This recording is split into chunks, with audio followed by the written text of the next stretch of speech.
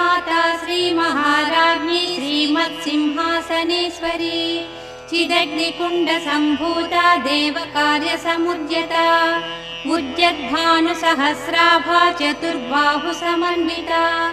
रागस्वरूपपाषाढ्या क्रोधाकाराङ्कुशोज्ज्वला मनोरूपेक्षुकोदण्डा पञ्चतन्मात्रसायका निजारुणप्रभापूरमज्जब्रह्माण्डमण्डला चम्पकाशोकपुन्नागसौगन्धिकलशत्कचा कुरुविन्दमणिश्रेणी कनत्कोटीरमण्डिता अष्टमी चन्द्रविभ्राजदलिकस्थलशोभिता मुखचन्द्रकलङ्काभमृगनाभिविशेषका वदनस्मरमाङ्गल्य गृहतोरणचिल्लिका